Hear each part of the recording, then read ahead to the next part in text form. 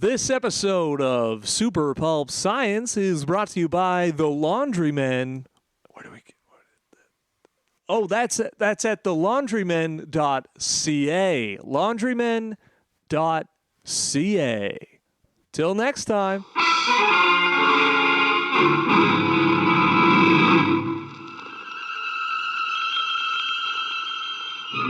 Attention, citizens.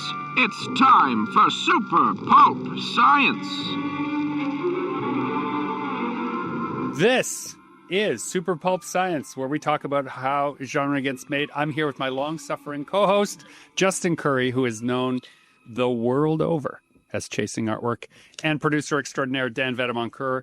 And I have just doodled a likeness of Orson Welles on my doodle mat here. And beyond that, I have made no plan for today's episode. Dear listeners, I feel like I already did an episode yesterday because I did without anyone's help. And so now I feel like I need your help to decide what we will talk about on today's episode. What's happening in your lives? What rich, exciting new horizons are you casting your eyes upon? Oh, no. Not everybody wants.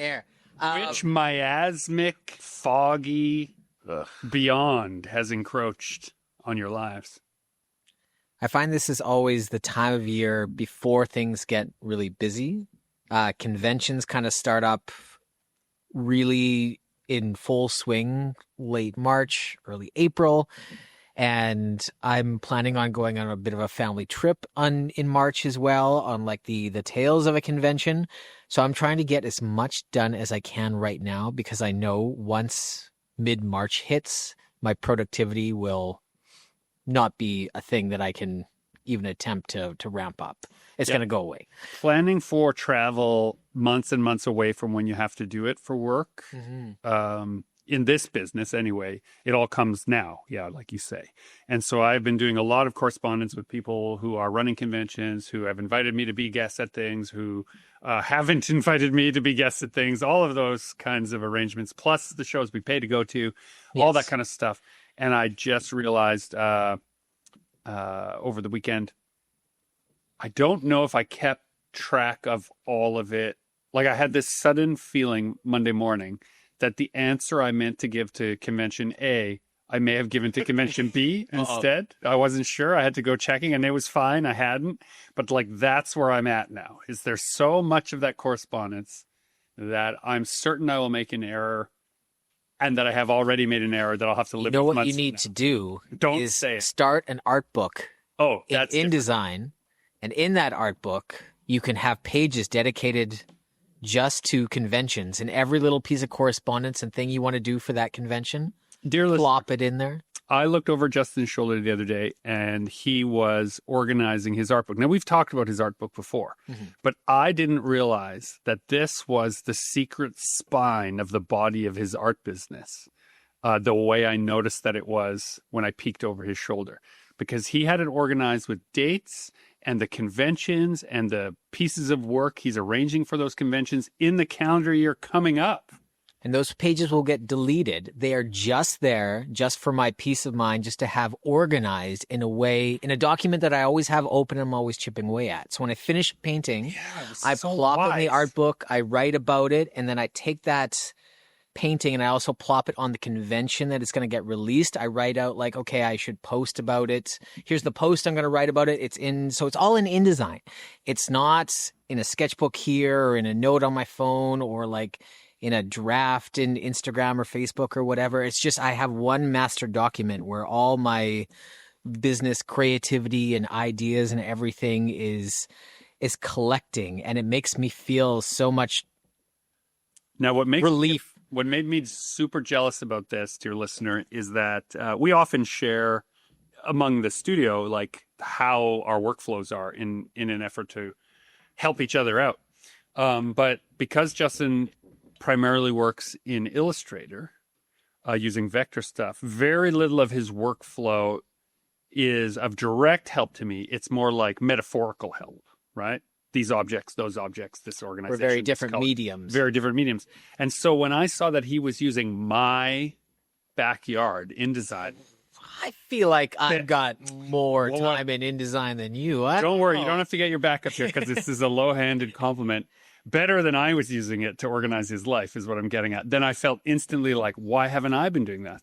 Up until now, the why haven't I been doing it that way has been totally fitting under the umbrella of I don't use those programs, so I don't have to do it that way. But then when you're using a program I use every single day, multiple times a day, and I hadn't thought to use it that way, it really pissed me And off. for the dear listener, InDesign is like a bookmaking program. It's for laying out hundreds of pages of work. And what InDesign is perfect at, what it's built to do, is it doesn't bring all the data from all those files into the InDesign document. So you have 100 pages of artwork, of screenshots, of text, of whatever. It's grabbing the information through like a file tree and it's bringing in like a pixelated preview of it, but it's not bringing in the entire thing until you're ready to export it to print or export it to be a book. So it's a very quick program to use to have a bunch of information all at once. If you tried to do this same kind of thing in Photoshop or Illustrator, you'd quickly have a file that was gigabytes and gigabytes. Yeah, like, you can have, if you're using it for book layout, you can easily have 60 or 70 gigs of images functioning properly without slowing down any of your workflows. So it's perfect for, a quick glance at like hundreds of documents all at once. InDesign is what you want to be using. Yeah. So the constructive piece of this, I guess, thank you for helping me decide what our episode would be about, would be, dear listener, that however you organize your life to come, by linking it to your past body of work, however you're organizing it, it's really good to have a means to look at a glance at a whole bunch of your own images, writing,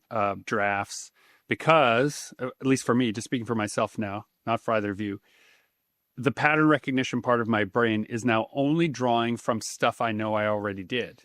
And it helps to, as Jonathan would say, make a book or project more of what it is, rather than coming from the outside. So seeing you do that with your life made me intensely jealous, because I've been doing that with my book projects and really well, I think. But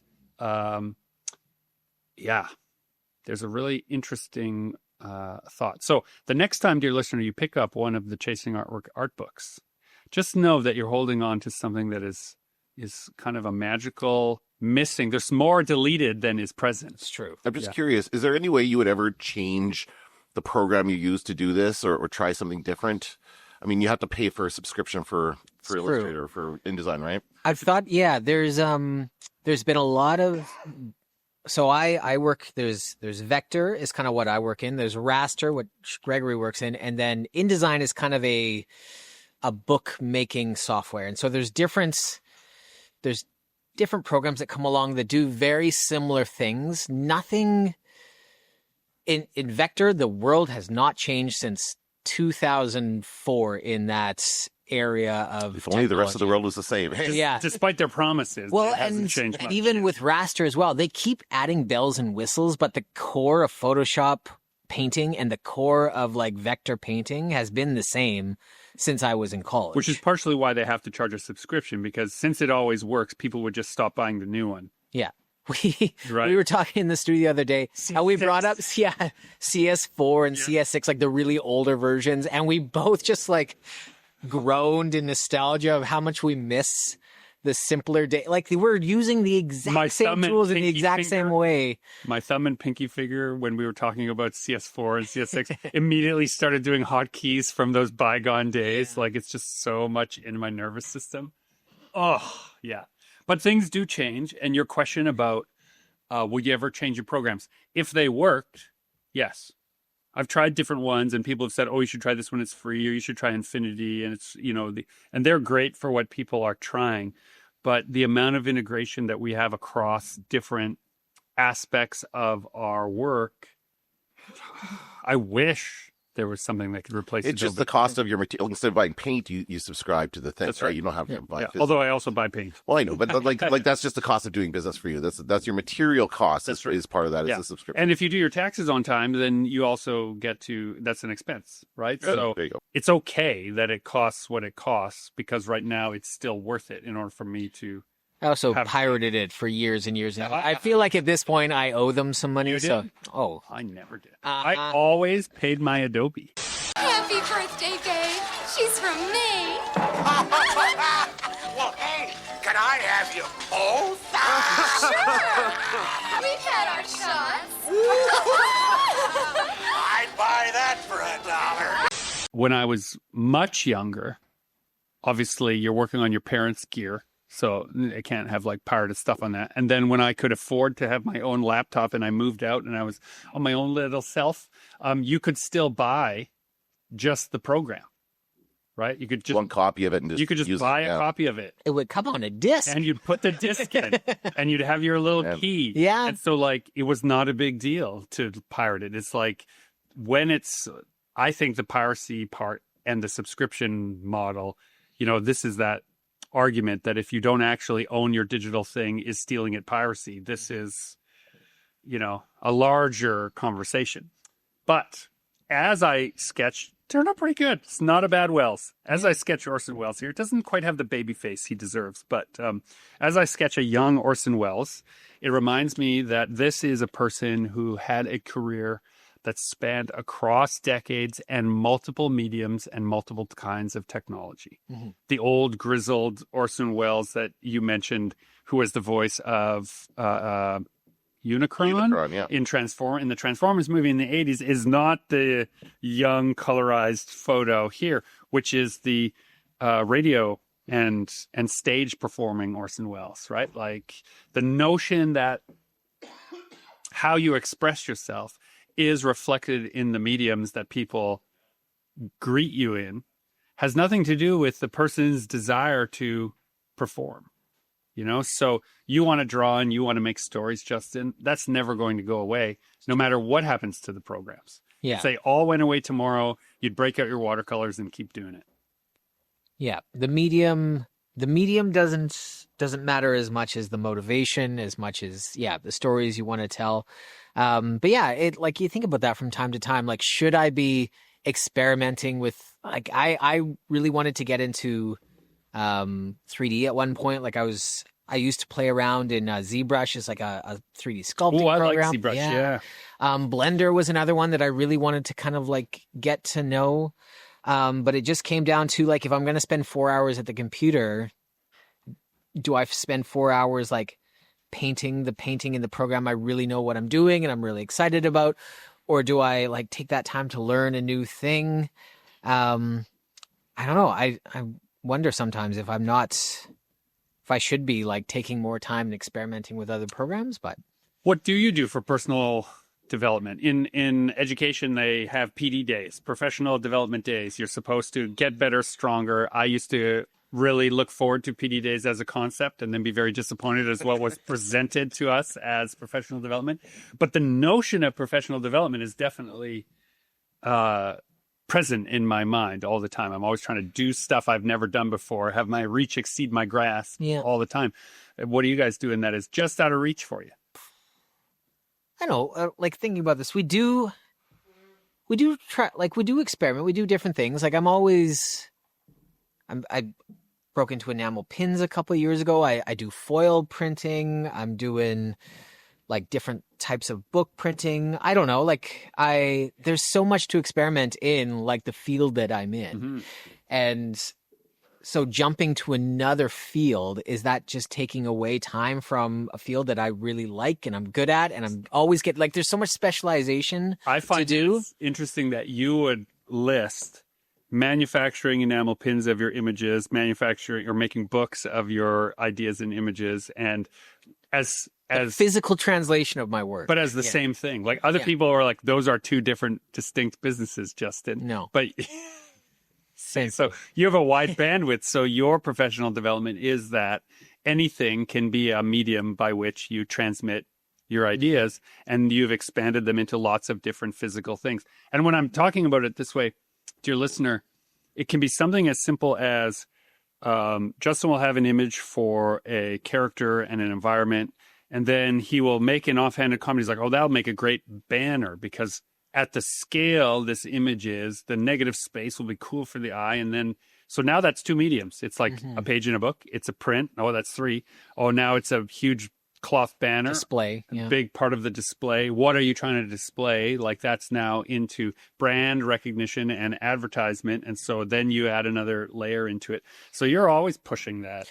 Well, so like all our cowork, like at conventions, like every year you'll see some artists trying out some new things and you start to notice it more and more on the floor. And like, then you kind of get inspired. Like, I want to try out blank. Yeah. What's standees or something I'm seeing more and more of. So yeah. either like it's a plastic kind of base and then a cutout of a character that stands on it and people put them on their desks or their workspaces. And there's like, I've seen metal versions. I've seen plastic versions. Trinkets.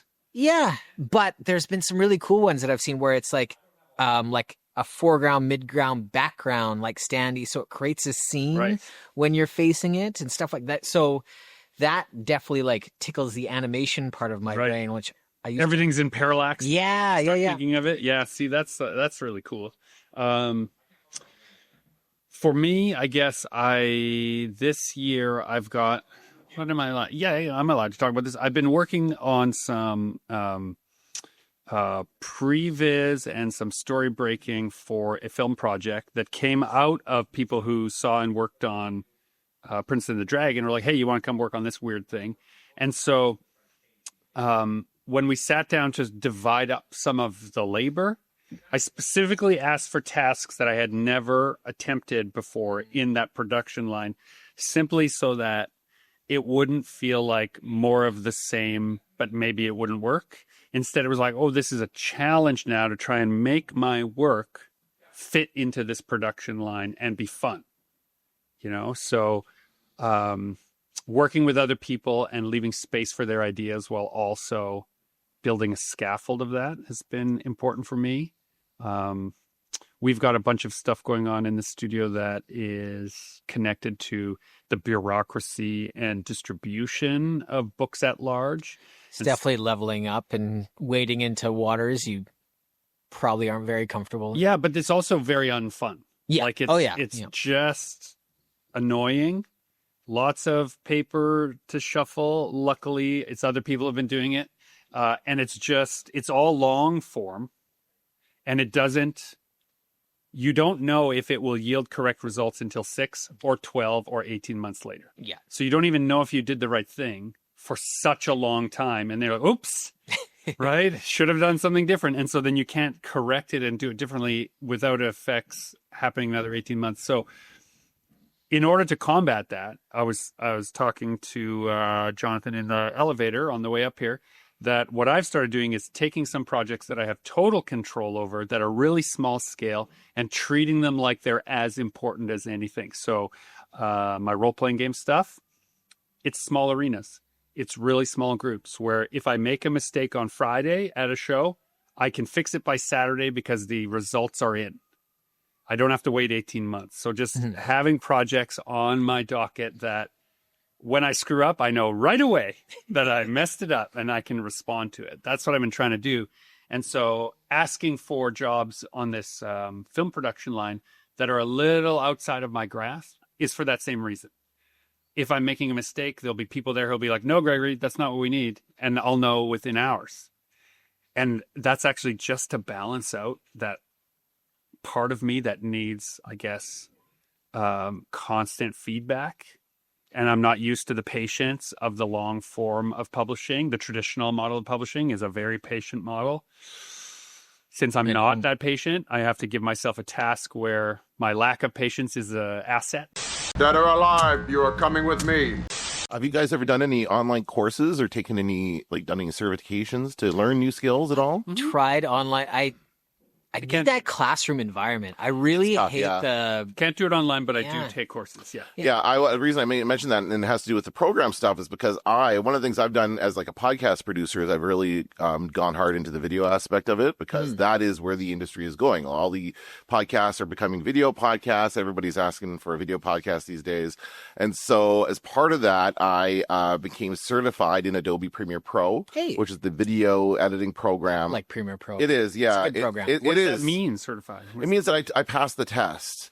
I took the test. No, that's what it is. It's free, by the way. Anybody? Well, no, the test costs money, but the course is free. You go to their website. They have all these videos. You watch the videos. You do the exercises. They have all the files for you to download and create these. Like, it's like make a little coffee ad or whatever. Yeah. And you just follow the steps and do what they do.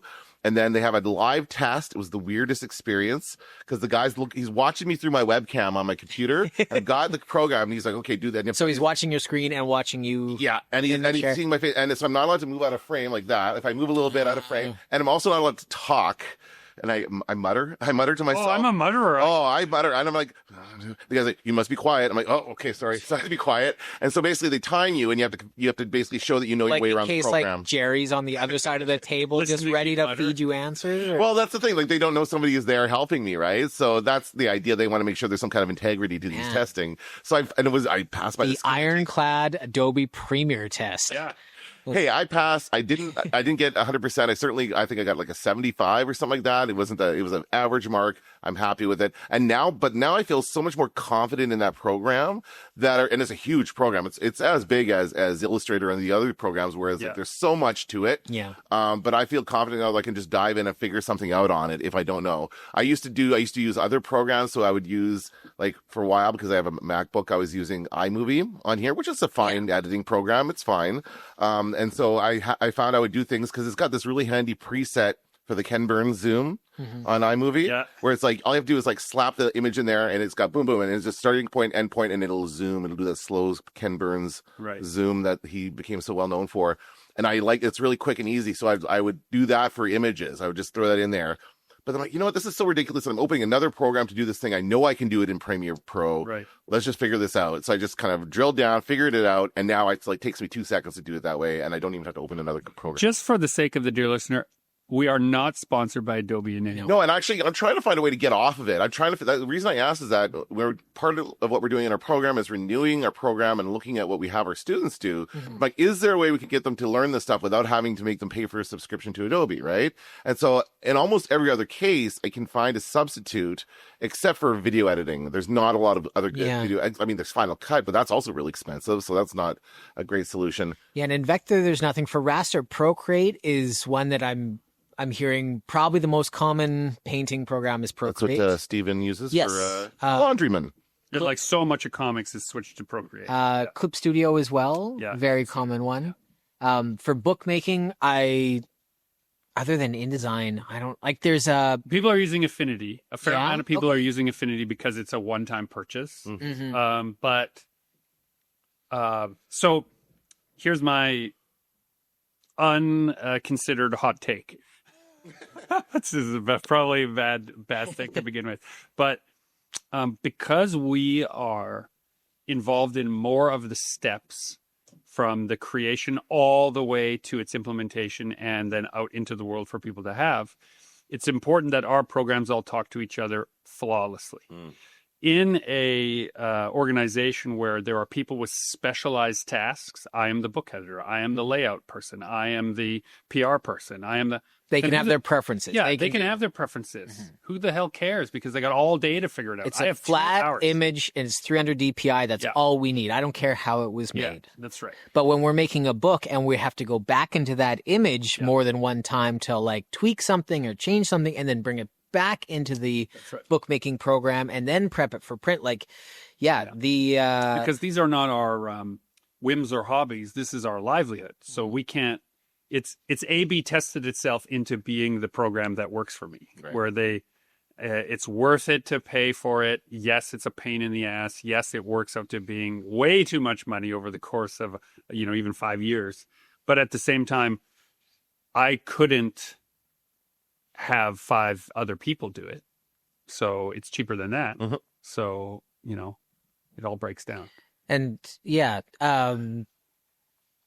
something I remember doing like earlier on, like before like buying the Adobe suite, is you can at least get the trials are still a thing for Adobe. Yes. As I'm saying this, I'm realizing they might not do this anymore. You've been so long. That is definitely common. I think they still do like a month, a 30-day Yeah. trial. I think they're still fairly consistent with that. That's not enough to even know how to use it. I know, but it's the most they can possibly get. But you can, you can play with it. You can get an idea. You can get a sense. You can get a new email address and get another one. They've probably found a way to lock down on I'm that sure it's too. by IP address. Yeah. Damn it. All our tricks. Yeah, all our tricks. But if you're trying to do any kind of professional development, you've got to have a certain amount of time where it's okay to be totally bad at something. Yeah. Right? And so I guess this is me talking into why I've agreed on some projects where we're all volunteering our time. It's okay if I'm bad at it then because I'm volunteering it. I'm not being expected to be at a professional level because no one's paying money at this point. Yeah. We're at the development stage. And so I've asked for some jobs I'm not familiar with that it's okay to get wrong because no one's paying their hard-earned money. I'm doing a job for another client right now. I'm allowed to name it. It's called Space Dracula.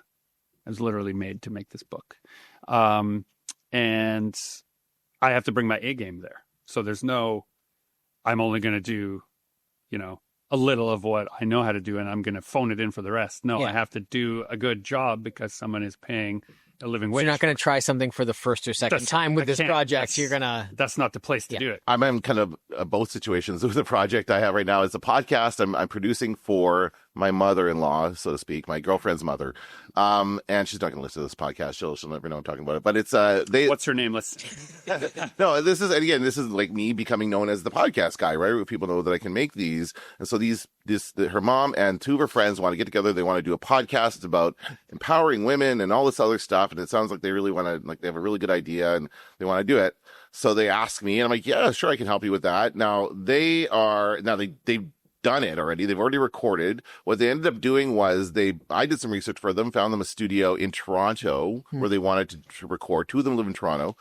And so they went there, they recorded their session, and now I have the files that I'm editing into these video podcasts. It is a video podcast because basically they shot with cameras. They had a 2-shot of 2 chairs and then a 1 shot of one person by themselves. And they just kind of switched it up a bunch of times and shot they did like 6 episodes in this session that they had at the studio. So I have all these files and I'm editing this together, but it's a lot more work than what I usually do for this podcast because it's video. Yeah. And I'm also learning how to switch between cameras. I'm using the multi-camera tool in Premiere Pro to go like, okay, this is camera 1, camera 2. It's the same concept as TV shows and what they do. Yeah. But I've got to do it. Like I've never really done this before in this way. So don't tell my mother-in-law. But but I am getting paid for it, and it's because I have knowledge of podcasting and what good podcast content is, and I will still learn how to do it. I'm still learning. I still want to do a good job. Yeah. So I'm very aware of not making mistakes and trying to make it look good because it's my mother-in-law. But I also am excited to learn something new. I was just telling my girlfriend at the end of this, I'm going to be so good at editing videos like this because I just have done it 6 times in a row for 30-minute episodes, right? It's a lot of work, but it's a lot of fun too. Red alert. Red alert. Red alert. You crossed my line of death! You haven't dismantled your MX stockpile. Pakistan is threatening my border! That's it, Buster. No more military aid. Nuke 'em. Get them before they get you. Another quality home game from Butler Brothers. It's hard for me to just okay, I'm going to spend time in Blender and learn some 3D today. I need a project in there. Right. I need okay, I need to build this level. Yeah. And I need to be able to see it from twist around. I need to get a 3D model that you can spin around the camera with. And I need that for this project, which is I need a reason for it. Just going into a program to play around, I don't know too many people who can do that. You need to you either design yourself a project or find a project that you can funnel into that program that you want to learn and use it as a reason to learn it. Do you think that you will continue to find reasons for new things? Or do you find as you calcify into the old man you're destined to be, that you'll become set in your ways? I find with your artistic progress, you get kind of bored with things from time to time. You get bored of the way you're doing things, and that's when you switch up your style. That's when you try something new. If everything you're painting is in the same 3 shades of blue and it's the same kind of scenery, foreground, midground, background, whatever, you'll get bored with that after a while, and your brain, whether you want to or not, is going to start looking for other solutions to the same kinds of problems. Yeah, just hit Command I, invert the colors, and then you've got 3 new ones. Yeah, fresh. And we know people on the, like, especially on the convention circuit, where they found their thing years ago, and they haven't strayed far from it. Right? Deep sigh. Yes, absolutely. They found their composition, their look, their style, whatever. They nailed it, and they will not stray from it. Everything that they pump out, you almost feel like they did that already, because you've seen so much of their work on so many subjects in the same style. When the new one comes out, it's nothing new. It's just that the content's the only thing that's give changed. them the benefit of the doubt. I retract my I'll suck in my deep side just for a moment to say this with that breath. If they've been having a hard time making that living, and then they struck on a thing that worked, it can be from a place of necessity that you just have to keep feeding the monster, right? And maybe it's a monster. And so we don't know what they're doing. Your self-worth really gets tied into that style, because that was the one that... And we don't know what they're doing in their regular time. They could be doing all kinds of exciting, new, interesting things outside of the commercial public eye. That's definitely true. And so our judgment is simply that we like to be inspired by the work we see at shows. And when it starts being predictable, completely predictable. To be fair, at any show, you're going to have a bunch of new, fresh eyes on your work anyway. So there's always going to be somebody there who's never seen it before. So, hey, why not? And, like, going the other way. Such a jerk job. I was just stating... There's this guy who always does robots, you know what I mean? Oh, my God. Just, like, colorful. I haven't drawn a robot in a little bit. Yeah. Actually, your work is changed quite a bit. A month doing dinosaurs, yeah, for sure. But, like, think of how angry some people get when a band changes their sound. Yeah, right? Like, there's something to be said about you found your thing, people liked it, people reacted. Like, is there part of you that's kind of almost, should you keep doing that? Should you keep going back to that well? Like, is there a reason that well is so great? Speaking of Wells, let's talk about Wells, Wells, Orson Welles again. Here's a guy who had a thing he was really good at, really known for, really great. He could do plays. So hey, radio comes along. You can do radio. He's amazing at radio, has the greatest radio persona maybe the world had ever known at that time. Oh, hey, movies. Maybe I'll make my own movies, right? Make Citizen Kane. Knowing nothing about making movies, breaks all the rules, is now considered a film auteur. Nope, I'm going to go and star in movies. I'm going to do voice acting. I'm going to go traipse around with weirdos all over Europe and just drink until my kidneys give out, right? That last one you could probably skip on your artistic journey, but he just like a chameleon, right? And so if we're just doing the same thing over and over and over again, then what is the point? Or was he always the same guy and people just kept putting different mediums in front of him? I think that's more of it what it is. I thought the assumption was he's good at everything, so let's now give him this to do. Yeah. But once he hit movies, then he came up against the system, right? And the whatever system. Well, it was, like, he just clashed with everybody because they were all trying to tell him what to do, and he didn't want people. I haven't got that far in the book yet, but I'm sure that's what happened. Yes, I definitely know that feeling of hitting the system, and then they're telling you how it will work. But it doesn't work. No. It routinely doesn't work. And the systems, now I'm just speaking rather than being vague, the system I'm talking about is traditional publishing. Traditional publishing and distribution will tell you there is a system in place and it works. But then when you look at their returns year on after year, they're relying on the outliers of a system that does not work. The sudden surprise bestsellers that float the entire operation. And so really they're gambling. They don't have a plan, but they tell you must follow our plan. But it's so that you can fit into the slot machine turning wheel of their system, which is help us get lucky.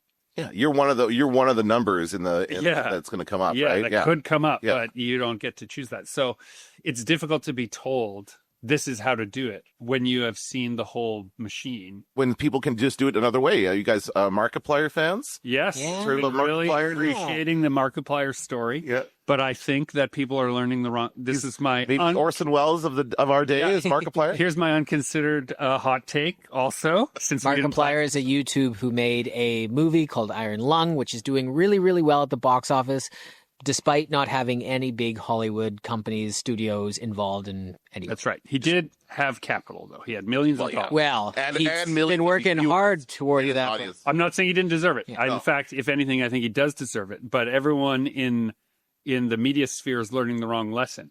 The thing that he did, no one can do now because he did it. Right. They will close every loophole he used. Yeah. I promise you. Or we're gonna have a big wave of YouTube movies now because they're gonna say all these YouTubers are geniuses and they're gonna let everybody make. Yeah, don't. But the big loophole that he used was he split revenue with the theater. Yeah, that's right. Right? Yeah. And normal studios don't. No. And so the normal studios are now going to say, if you split revenue with YouTubers, we won't give you our movies either. Like, they'll close that loophole with a hammer. I promise you that. Yeah. Right? So it's awesome that he did that. And it's amazing. I haven't seen the film. No. And I don't know if it's worth the money it's earned. I think it might be that people are voting for a change in the system. And that's why they're showing up. And I think that's awesome. Yep.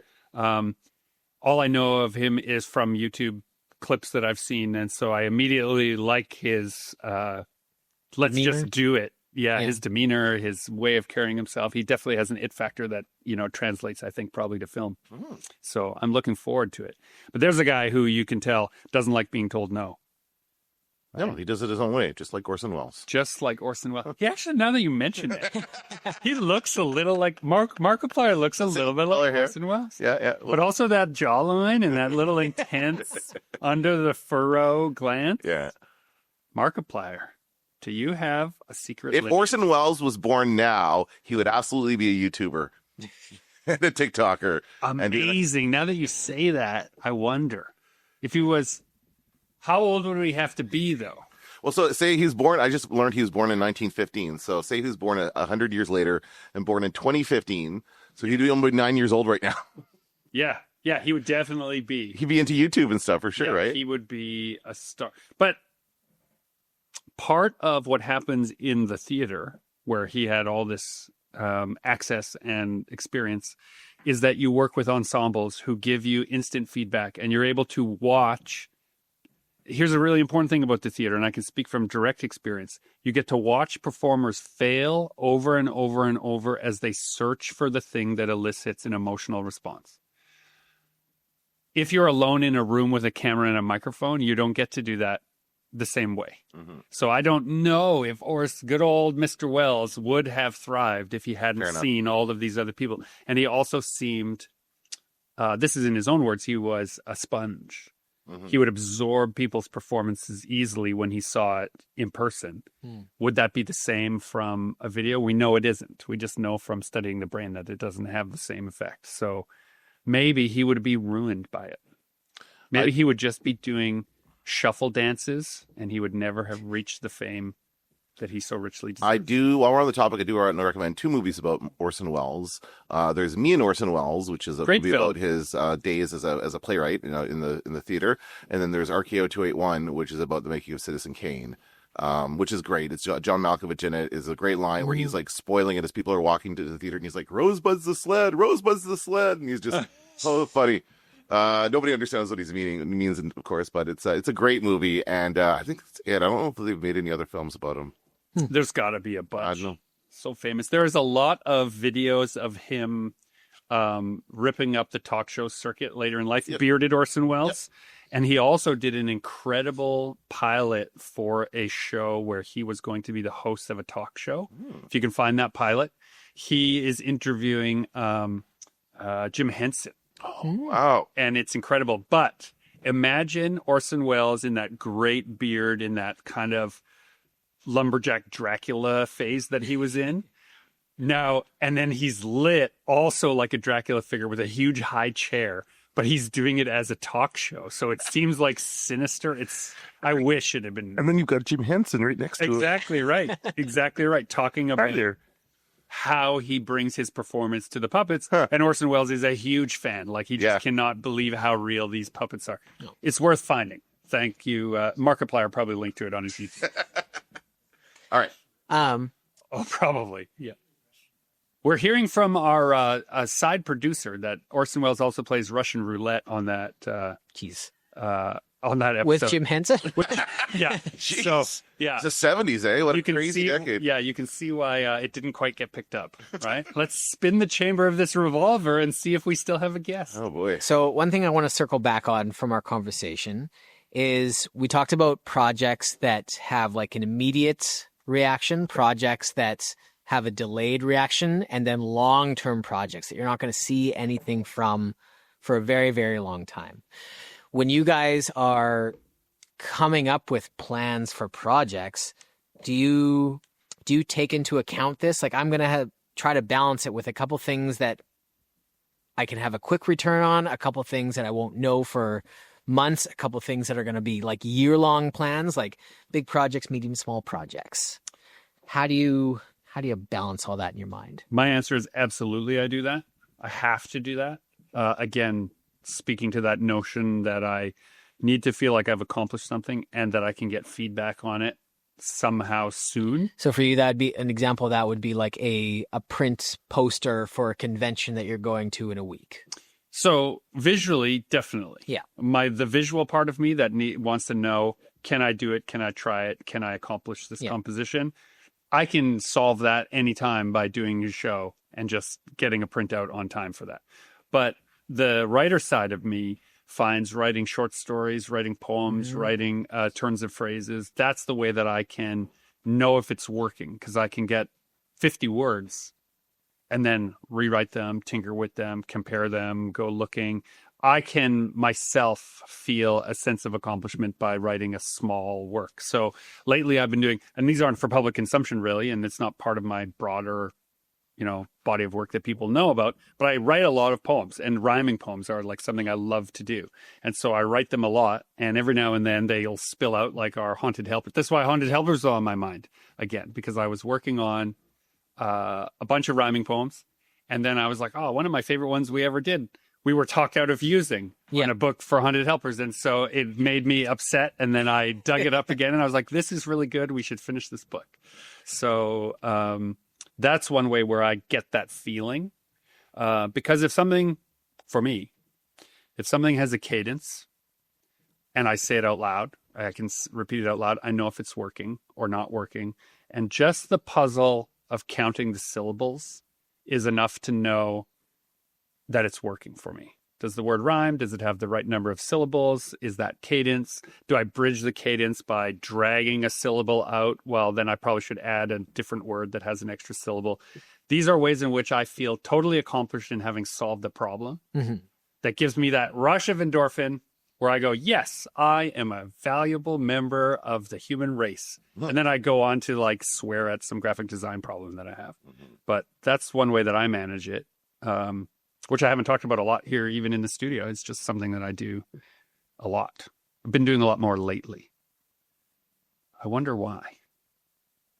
I don't know why. So to balance out those bigger projects, those maybe long-term projects. Also, parenting is really hard lately, so maybe it's like trying to have like a win somewhere in the day. I can write a few rhyming couplets and feel like I did something right today. I was giving feedback to a student the other day, and my feedback rhymed, and I was pretty happy with that. Write it down. Completely unintentionally. I'm like, oh, this works. I'm just going to leave it, and it's fine. Right. Give him a little poem. Cops don't like me, so I don't like cops.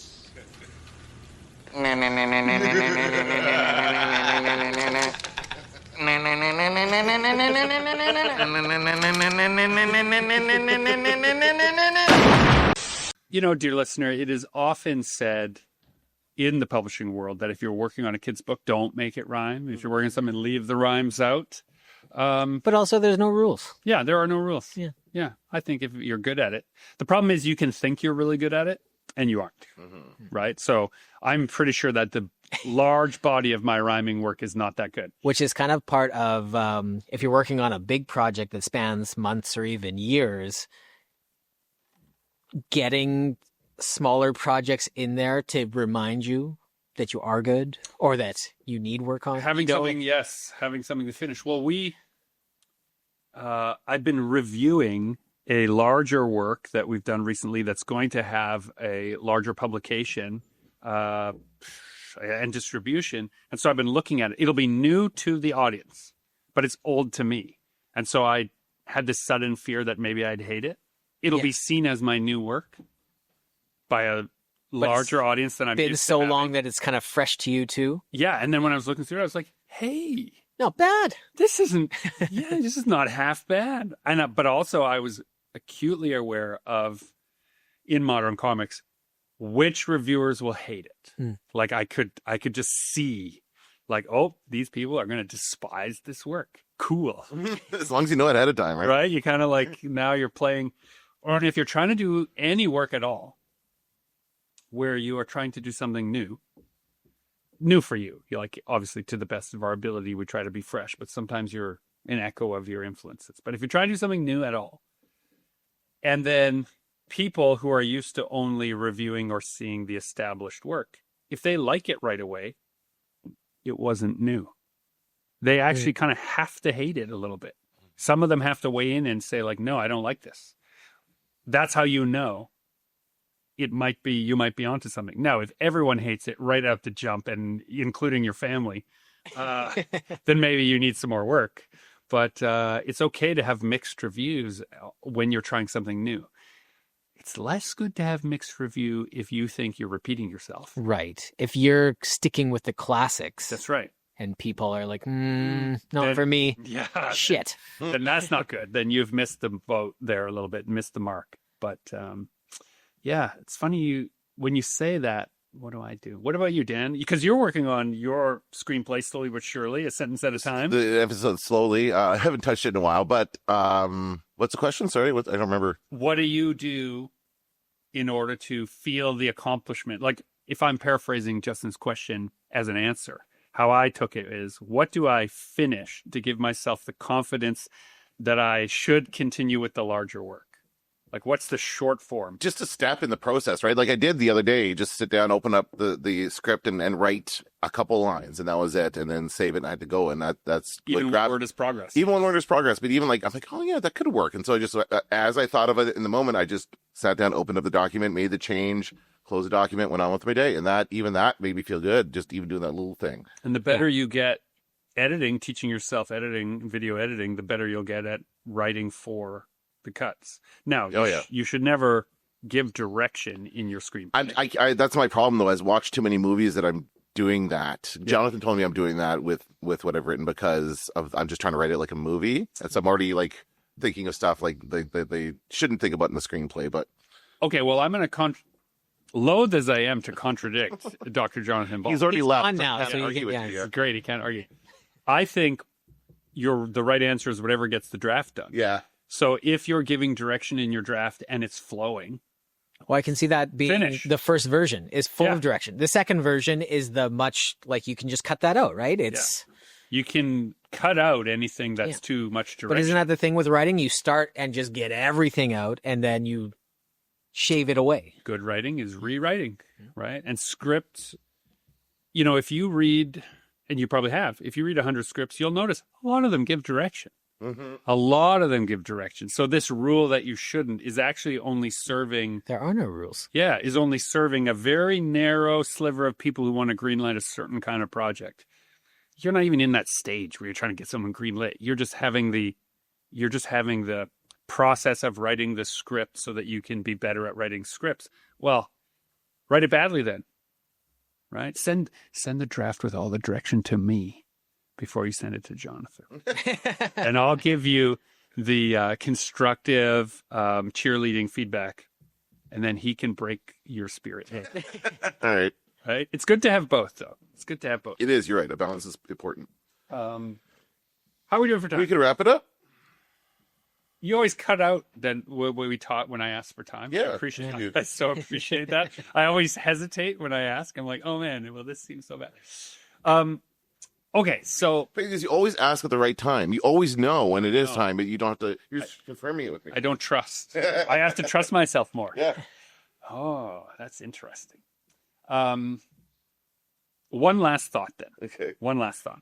Since we're discussing the change in medium, and you brought up that what is being asked of people who produce podcasts now that you're known as a podcast producer guy is video. And so you said, fine, I'll learn some skills.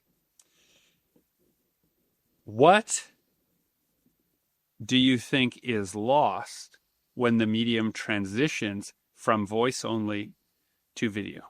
Imagination. Yeah. I don't think much is lost, actually. Quite a bit is added because you have the visual element to it. What is added? By People- seeing my people's dumb face. Yeah, but What's and added? also add clips, movie clips. I mean, I add movie clips to this audibly, but you can see them. Like if you watch a podcast that I produced, like Kostansky's Crypt, if you go to Steve Kostansky's Patreon, you can find episodes of Kostansky's Crypt there, and I put movie clips in there.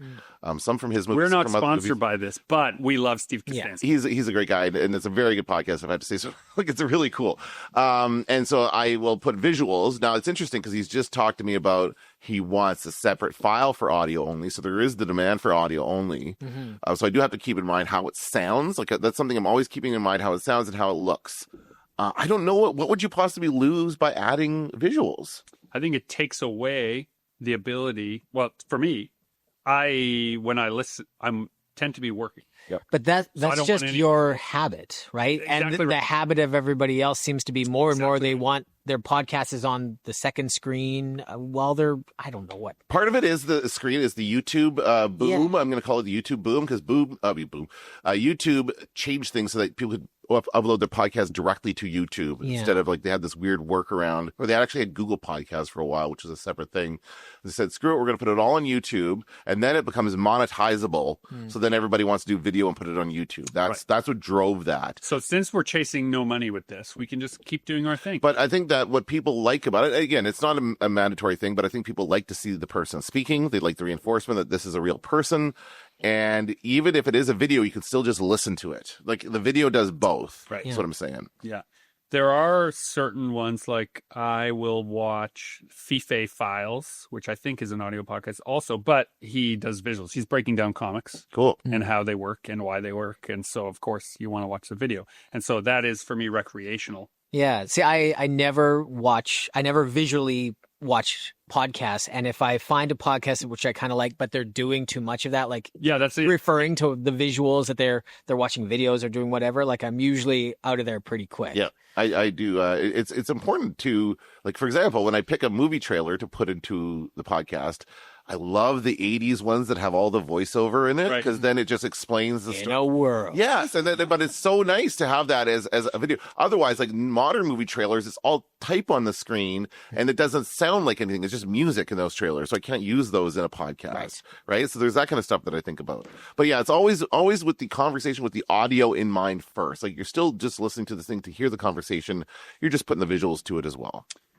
Yeah, as things change. Well, I mean, dear listener, what we've talked about today, which began with a brief sketch of Orson Welles and ended with a discussion of how the mediums change our messages sometimes, or do they? I would suggest that what you can do that is useful from our conversation is borrow from Justin Curry. When in doubt, pick a way to keep track of the work you want to do and the work you're going to do and the mediums you think it will be in. So his art book is this spine of, like, this is going to be a physical object. This is going to be a lanyard. This is going to be a pin. This is going to be a poster. This is going to be a canvas. This is going to be a story. This is going to be a book. This is going to be a graphic novel. All those pieces are still mutable. And if you can look at it as a glance, you can decide what you're into and also where the gap in your skills are. What it is you have to go searching for. And so that if you're interested in professional development, something that you can do is take a look at the whole picture that you're trying to accomplish and say, I definitely need to learn more. One of the ways in which I do that is I find groups of people who are willing to work on projects, and we all agree this isn't our primary thing that we're really good at. So this is professional development. We're going to try hard to do our best and learn along the way and help each other along the way.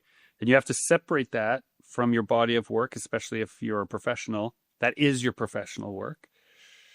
it can muddy the water a little bit because some people maybe know you as the guy who's terrible at holding the boom mic, but really you're trying to be a professional writer, right? You know, not that I'm holding the boom mic, but for example. So if you, like me, look at people like Orson Welles and think that their career spanned decade after decade and they were able to reinvent themselves, maybe remember that they were still the same person. And it was all the inventions that came along the way that just let you see different aspects of themselves. This has been Super Pulp Science. This is Jim B. Kamichuk, encouraging you to join the fight and make comics.